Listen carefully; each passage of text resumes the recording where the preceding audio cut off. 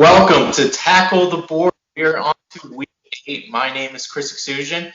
You can find me at Chris E. Bomb on Twitter, and you can find our handle at Tackle the Board on Twitter. And my co-host, Russ Reese, you can find him at Vegas Line Reader. How you doing today, Russ? I'm feeling good, man. We've been dominating. You went 5-3 last week, and I went 4-1 last week, and you're at 22-14, 61%, and I'm at 23-15, 60%. So, like we said last week, we're gonna hit easy winners, and we did that again. So, as we keep going on, we're just gonna keep hitting consistent winners, and hitting 55 to 57% is actually good. And we're actually hitting way above good. And these are all just free picks that we're giving out to everyone. So definitely dominating and making some people money, whoever is following. So if you guys are following, make sure you spread the word because we're just going to keep hitting easy winners and going to give you guys some more good information today. You want me to jump into the first game? Well, yeah, before we get into that, I just want to thank everybody for following Tackle the Board. I can get a lot of good feedback from a lot of people, which I appreciate, and I know Russ does as well. People were saying they're looking forward to the episode. So without further ado, Russ, let's get it started. Yep, we apologize to our viewers. We usually put it out early, but we're going to send it out later in the week, but it's not a big deal. The games are on Sunday, so they got plenty of time to get these bets in. So I'm going to jump into the first game. I'm going to go with the Lions. Indianapolis Colts -2.5 at the Detroit Lions. I got the Colts -2.5 here. The Colts they're a step up in class from the Lions. The Lions are just an average team. They're coming off a couple of wins, easy wins against the Falcons. They just beat, and then they just beat the Jaguars. I actually had the Lions last week, but playing a bad Falcons team. The Colts are coming off a bye as well, so this is going to be a good spot for Frank Reich, who is a great coach. So that's also a reason why I like this game. Lions don't even get pressure on the quarterback. They're 28th in NFL sacks per game, so that's a good stat to look at. Phillip Rivers, if he's not getting touched and not getting pressured, he should play well. And another stat for you, Matt Patricia has never won 3 games in a row with the Lions. So nice. Take that as it is. So I'll take the Colts -2.5 here. And I'm on the same boat as with you as well. I love the Colts here. It's a good spot off the bye time. Plenty of time to prepare for them against Detroit. The road team in this series has been 4-0 against the spread their last 4 meetings. Take it for what you will. Detroit has not played a defense like this all year. And coming off a win that they shouldn't have had, I think there's a good chance, like you said, winning 3 in a row. Don't really see it happening. So 3 looks good there. The Lions defense is giving up an average of 27.5 points a game their last 4 games. They've been absolutely terrible on defense. So Phillip Rivers should do pretty well. And Indy's defense is still ranked 4th, which is real solid. I think that's the key factor in this. I think it's very important for them to give Jonathan Taylor that ball and have him run, establish the run game, and give Phillip Rivers a little bit of space when he makes those throws. I'm always weary about taking Phillip Rivers because I'm not a fan of his, but in this spot, after the bye, after an emotional win by the Lions that they probably shouldn't have honestly won, but you were all over the cover. Falcons were a bad team. Give me -3 with the Colts all day. I'm with you. Yeah, the Lions winning the past couple games actually helps because this spread could go up to 4. Luckily, we're getting at some places -2.5 and -3. If you guys are laying money on this game, I would just buy the half a point. It's worth it buying it down from the -3 to the -2.5 and hitting this game. Even if we do, I could see them just winning by a field goal if that, but I think they just easily win this game. So definitely take the Colts. And I just got an update. Darius Leonard, the linebacker, did practice full today. So that's a good sign for the Colts getting him back. So we'll jump into the next game. I'll let you hit the next one. We got Steelers +3.5 at the Baltimore Ravens, and you got the Steelers here. Yeah, I got the Steelers +3.5. This line originally started at 5.5, 6, which was pretty outrageous, which I was shocked about, and it dropped real fast because the Steelers are definitely a live dog here. They've been probably, I think, one of the best teams in the NFL as far as just everything being complete with their defense and offense. Big Ben's just done enough to do what he needs to do. And Pittsburgh's defense is ranked second, and they're ranked first against the run. What to know about Baltimore is that they rely everything on the run game, and you know what? They do not play well when they're behind because their passing game hasn't been that great. It's ranked 21st, but their run offense has been fifth. But I feel like this defense that the Steelers have, they're really getting to the running back, and I think they'll get to Lamar. And I think 3.5 is a good amount of points here. Pittsburgh's 4-0 in their last 4 games, following a straight-up win. And then in this series in general, the underdog is 18-7-3 in the last 28 meetings. These teams hate each other, and they play really tight games regardless. Who is better at this point? And the road team is 5-2 in their last 7 games. So these teams have traveled well because they do hate each other, and there's a lot on the line when these guys play. It's like a Cowboys-Eagles kind of game. It's those kind of rivalry games. So give me the 3.5. I think Pittsburgh's actually the better team, to be honest with you. I'll be more than happy to take 3.5. Yep. I actually am in agreement with you. I also have the Steelers plus 3.5. These guys played early last year because I'm not counting the last game of the season because it was the Ravens didn't play anybody. So early in the season, this game was actually a battle. Everybody was all over the Ravens, but the Steelers came out. They fought hard in that game. Steelers ended up losing on the final drive, lost by a field goal, and that was without Ben Roethlisberger. So now they actually have Roethlisberger. And the feel for the Ravens, I just don't feel the same way as I did last year. They had all the magic, everything was going for them. I was checking out their offense this year. They're actually ranked 27th in average, 342 yards a game.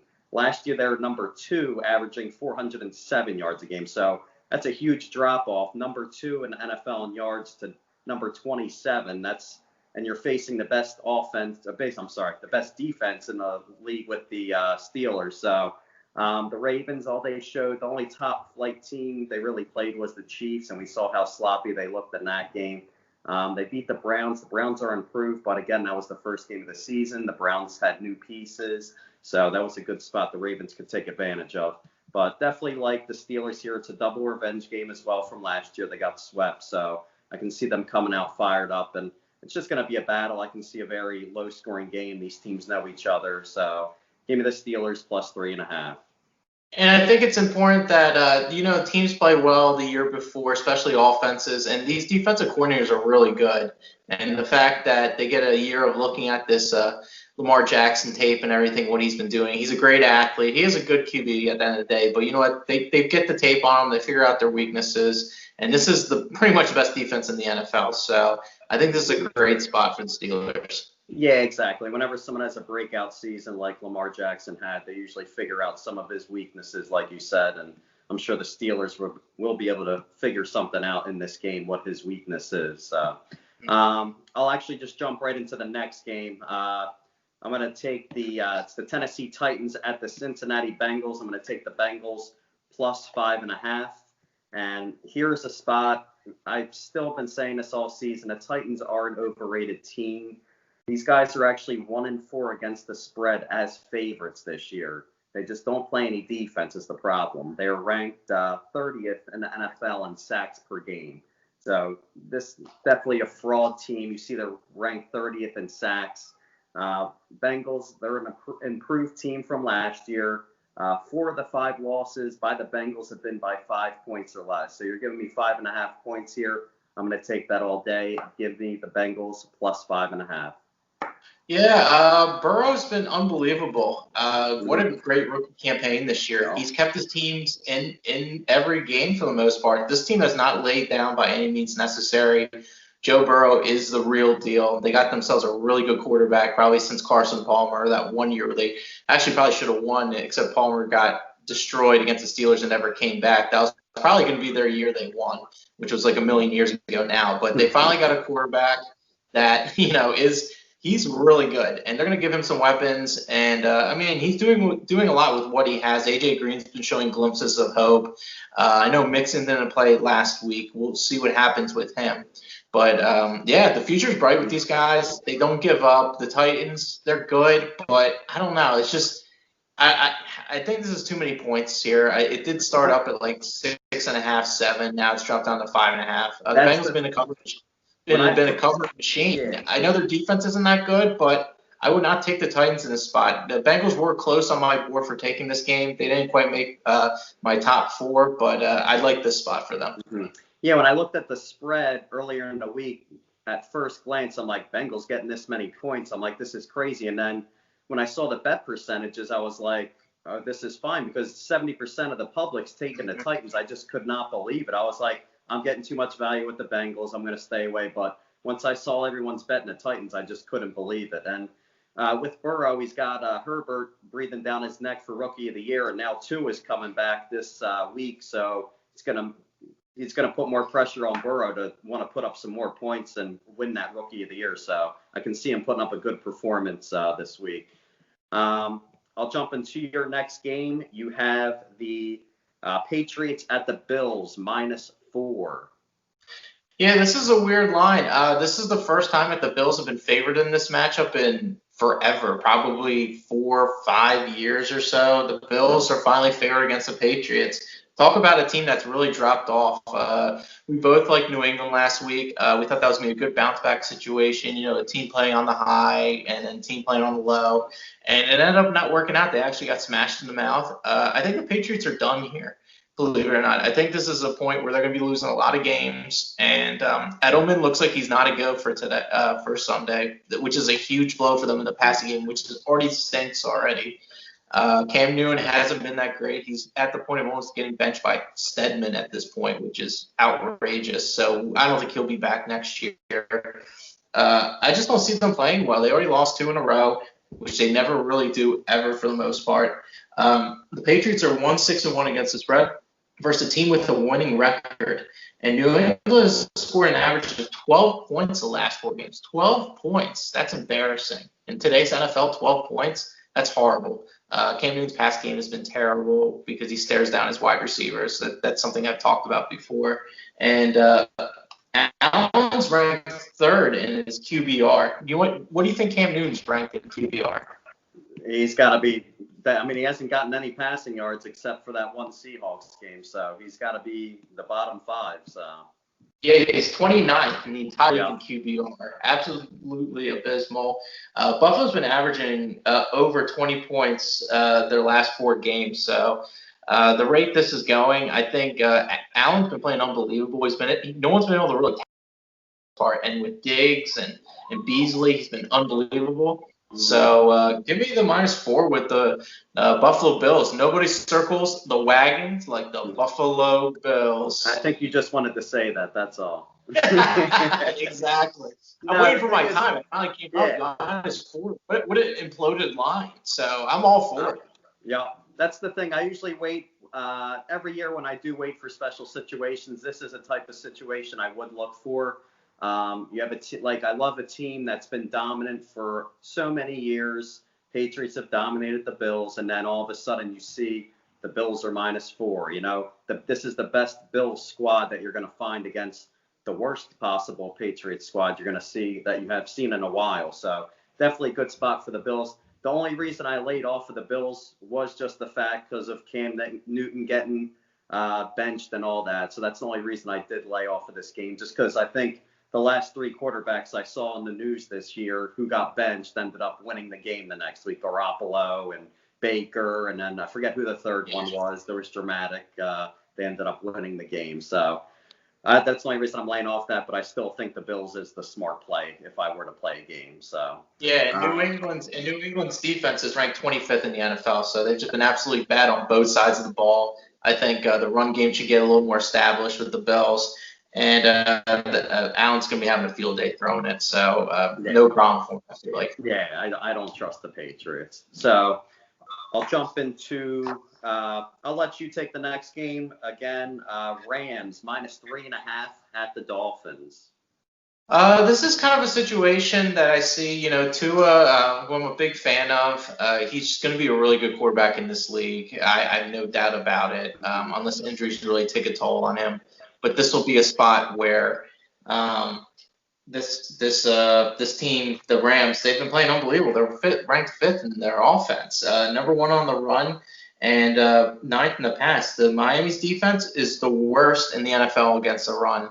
Anytime you have the best running team against the worst run defense, they're going to be able to control the clock left and right and just run them at will. And golf is all about the play action.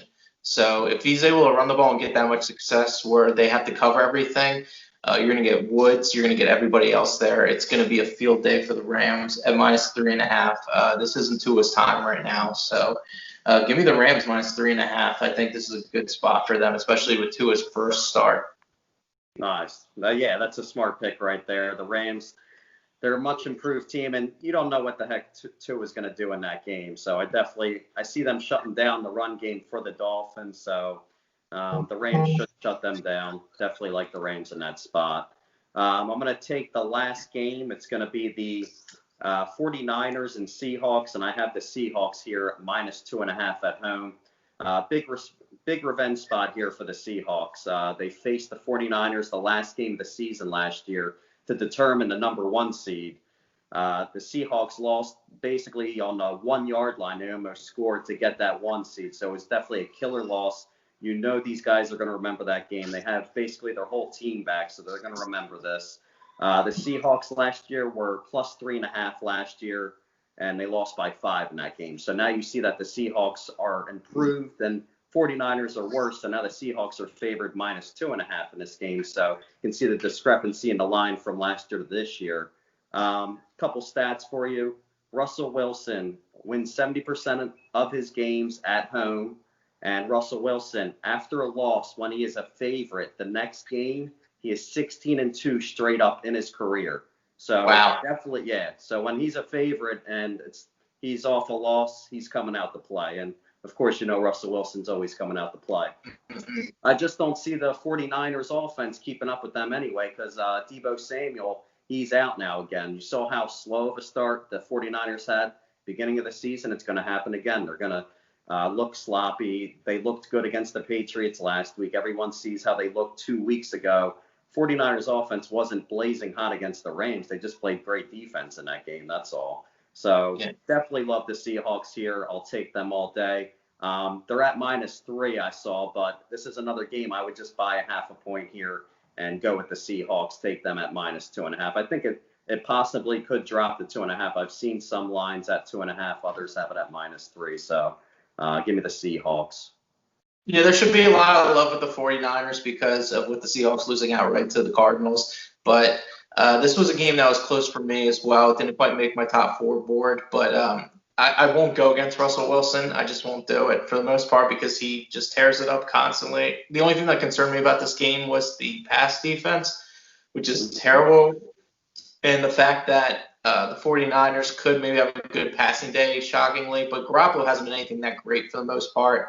And I don't know. The defense came out to play a couple of games, but I don't know. I'm just still not a believer with all these backups. Maybe they're just defensive coordinators just out of his mind, and they're just, he's just a great coach. But at the end of the day, if I had to take something, I would take Seattle. It's just that pass defense scares me. I've gone against them before with that pass defense, and they burned me multiple times. So I would be on board with you this game. I'm personally staying away from it, but I see where you're at with the Seahawks. And if I had to take a side, I would definitely go with Russ over. And last week, I won on the Cardinals, but I will say that the Seahawks did look good. There were a couple sloppy plays. Wilson had 2 or 3 interceptions in that game, the one that was everyone's talking about that got taken down the sideline. So that's definitely a huge swing in the game. The Seahawks were up the whole game, and Arizona just turned it on late in the game. So I don't see Russell Wilson doing that 2 straight games in a row, losing at the end of the game. So he'll take care of business here. We'll jump into our other segment here for your survivor pick. You're still alive. Who did you have last week? I had. You had the Bills. Oh, the Bills. I did have the Bills, which was kind of a scary game because they played so terrible. I'm like, if I'm going to lose with like a 10, 11 point spread with the Bills against the Jets, and so be it. But before I do that, I got to get a beer because this is going to be a tough choice for me this week. I need to get. Let's keep the camera rolling. I need to get an adult beverage here because this is going to be a tough week. And I'm really hunkering down on this play here, and I'm really worried about this pick. I'm not. It's like I didn't think I would take this team. Well, I don't think I would take this team now. I was thinking maybe week 17. I was kind of looking ahead because I'm kind of rolling, but I hate doing that because it's kind of a jinx. But I really don't believe in jinxes anyway. But regardless, anyway, I'm going to hold my nose. I'm going to take the Eagles this week. They're going against a trained quarterback that's from James Madison University. I heard his LinkedIn profile has like 150 followers or something. He doesn't have many followers for LinkedIn. He's a guy, some Italian guy. I know he's lucky enough to make a roster. Good for him. Really nice. He was flipping pizzas last week or something, and he I think he delivered a pizza last week. Right before the game, I think I got a pizza from him. I gave him a good tip though. It was nice. But so this anyway, what it comes down to is I'm using a team I'm probably never going to use again. A great spot for them Sunday night. Cowboys defense is Swiss cheese. They should be able to score at least 4 touchdowns on these guys, and I don't know if they're going to score more than 10 points this game with Benduzzi. Is his name Benduzzi? It's Danucci or something. I know. Benici. Oh, geez, we're just tearing this guy apart. This might be the kiss of death, but give me the Eagles here. I think this is the right spot for them. Yeah, I think the Cowboys are in a lot of trouble. Not only I know they have weapons on offense, but they don't have anybody to get those guys the ball. And the Eagles' run defense, isn't that bad. So if they do feed Zeke the bunch, they're going to put everybody in the box, and it's going to be tough for him to run. He's going to get banged up all day. So give me the Birds. They should win this game. It's gone up to like 8.5, 9.5 already. So I feel pretty good about it. I'm getting out a team that I'm probably never going to use again. So give me the Birds. Yeah, and maybe we'll just start keeping track of the stats for whenever you cover your nose. I think you're 0-1 on the season. You had the Cowboys. You took them last week. So oh, my goodness. Yeah, that was horrible. That place stunk too. Yeah. Another option, you could still take the Packers as a second option if you want to think about that one. Because I know when I saw you posted earlier, I was thinking Eagles right away, but I'm thinking that Cousins, he just never beats good teams with a winning record. I know there's some crazy stat. I would have to look that up. And I don't see the Packers at home losing that game. I don't like that spread moved from 7 to 6, but it's a division game. So I could see it being close, but I just don't see the Packers losing. But for the long stretch run of playing smart in a survivor, the Eagles would be the smart play so you could save the Packers later in the season. So definitely just giving a second option for the people. No, I love it. You got to give other options out there. There's other people that might have taken the Eagles, shockingly, but who knows? Yeah, and I'm sure anyone would be taking the Chiefs if that was their first choice this week. So that would be the obvious choice out of everything. Sure. Yeah. So that'll pretty much wrap up the show. So 4 picks each for both of us, right? And we've been on fire. You're 61%. I'm 60%. That's a great percentage, guys. Halfway through the season, and we're just going to close out the season strong. Make sure you guys hit the like button on our YouTube video. Make sure you hit the subscribe button so you guys know when our next videos come out each week. You're up to date. We'll post short videos on Twitter, Instagram, just to get you guys interested in the picks if you want to just see the short videos or see the full-length video we have on YouTube. But again, you can follow my page at Vegas Line Reader and follow both of our pages here at Tackle the Board and follow Chris at Chris Ebom. I'm going to have actually 5 big picks in college football this week I love. So make sure you guys text the word WIN to 702-867-0559 and I'll hook you up for free. And you guys can even direct message Chris. He actually gives out his picks for free. So make sure you follow him and message him at Chris Ebom. And I'll throw it over to Chris because I know he's doing golf as well. So I'll throw it over to you to close out the show. Yeah, what a perfect time. Russ and I are doing really great, over 60% in our games for the NFL. I can speak for myself in college. I'm above in the 60% range. I believe I'm at 63%, somewhere in that ballpark. But golf has been unbelievable. My matchup plays for the 2nd, 3rd, and 4th round, you can find them at OTT Matchups on Twitter. I am 75% on these plays. It's pretty amazing. I went 3-0 last week in the Zuzu Championship. second, third, and fourth round winners with plus over 3-1 on money. And I've been on absolute fire. I've been like that all year. I feel like I'm one of the best cappers when it comes to PGA golf matchups. What's your golf page? Throw out your link for your handle for your golf page. Oh yeah, so I'll say one more time. It's at OTT Matchups. It's off the tee matchups. If you don't know, must follow. This week is going to be the Bermuda Championship, a smaller event. I'm not sure if I'm going to really dabble that much with this, unless I see something really great with it. But we got the Houston Open next week, a big event, big purse, right before the Masters, the first event with fans. So there should be a lot of juices flowing. So I'll definitely get my hands on the Houston Open next week. And then finally, the first Masters of this super season. We're gonna have the Masters twice this year, which is gonna be awesome. So we're getting it early November. Guys, get excited. It's a must follow at OTT Matchups. I'm 75%. It's unheard of. So follow it. I give out my picks for free. Direct message me, no problem. I can talk to you about any kind of matchups you have in mind. But I've been doing second, third, and fourth round matchups. So I see the data and I see where the spots are. I usually take some decent dogs too. So a couple of weeks ago, I took Bubba Watson over Rory, a plus 140, one of the biggest dogs on the board. He won by 6 strokes. So I'm not messing around. These are some good spots I'm finding for golf. I'm locked in. And you can also find me on Fox Sports The Gambler every week, typically Wednesdays for the most part. I usually break down the PGA card and anything NFL. So please follow, guys, and spread the word about Tackle the Board, Vegas Line Reader, Chris Ebom, OTT Matchups. I just want to get more people informed and win you guys some money. That's what it comes down to at the end of the day. I want you guys to beat up your bookies. And that's very important, because we just want to get the word out, and if you're looking for any kind of advertising, we're all about it as well. So you can message us through Twitter with that as well. Well, sounds good, man. And we're going to keep on dominating, and I feel good again. We're going to have a nice winning week. So again, make sure you guys get these bets in, and let's make some money. Yeah, let's bear down.